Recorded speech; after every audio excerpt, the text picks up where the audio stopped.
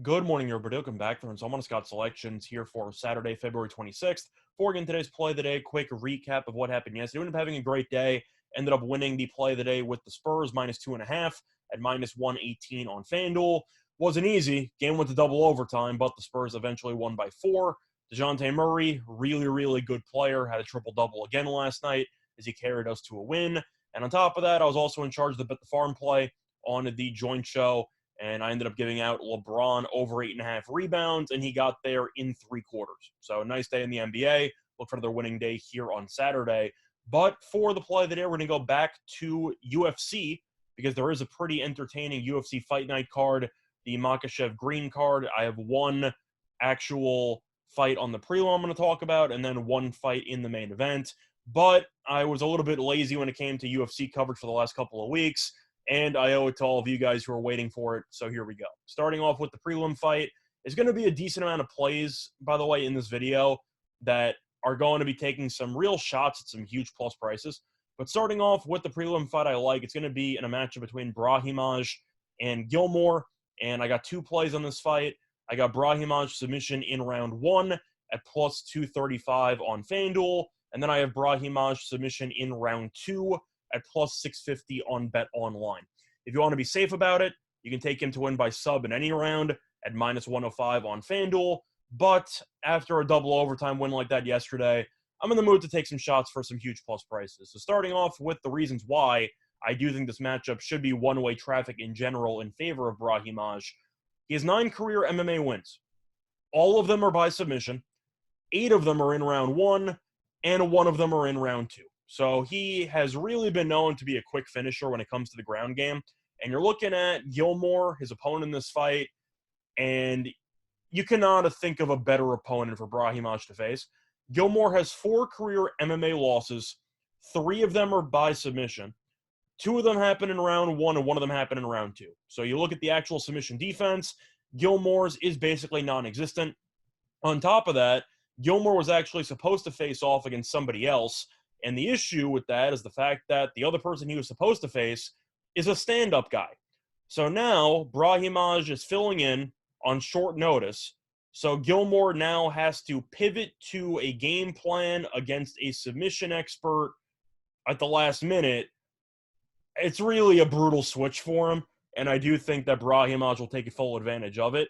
He's averaging 1.52 takedowns per UFC fight, which doesn't sound that impressive. But when you're constantly submitting guys in either the first round or the second round, then you don't really need that many takedowns. And the truth is, 1 takedown really might be all it takes for Brahimaj to get a tap.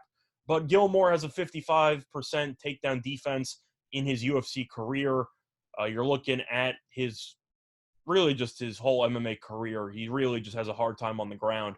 And don't get me wrong, could Brahimaj win by submission in round 3? He could. I'm just going to dare Gilmore to last 10 minutes.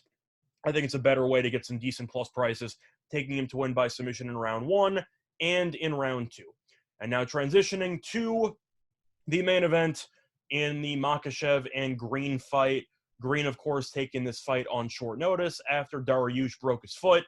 He's out indefinitely, but Green now is fighting for the second time in 2 weeks. It's a badass move on his part. Is it going to work out for him? My money's going to say no.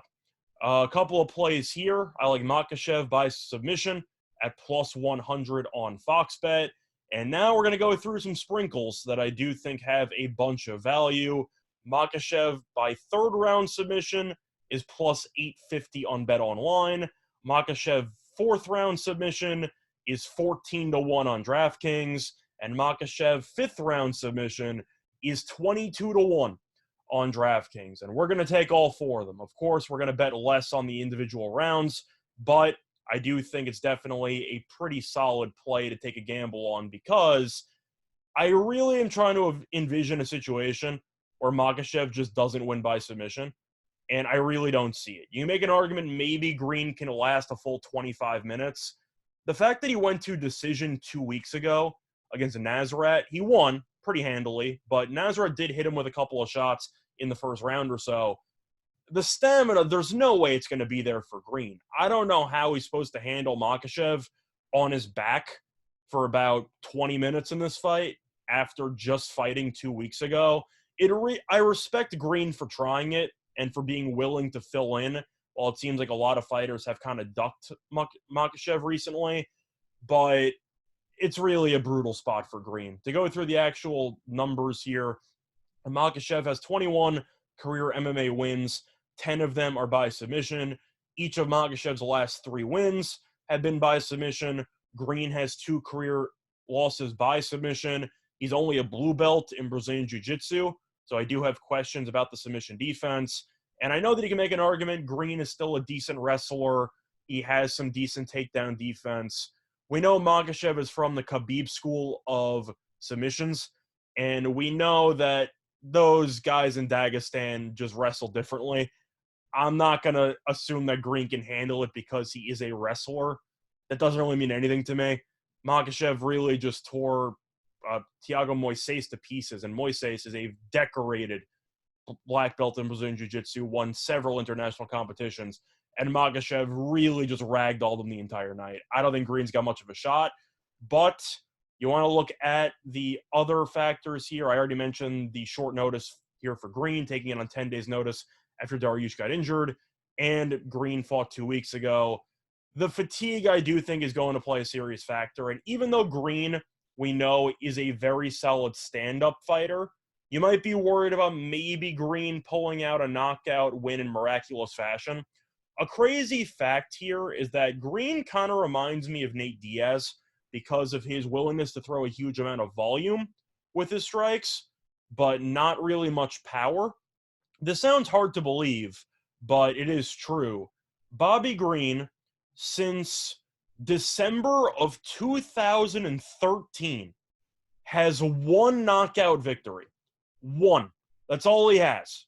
A bunch of decisions and a couple of knockout losses. But the point is that if he is going to be able to land some shots on Makhachev, but he's not going to do much damage, or at least enough to actually rock Makhachev, eventually Islam's going to close the distance and take him down. It's just the way the fight's going to go, and I do think that Green is really going to be in some trouble on the ground. Now, we know Green is still in great shape.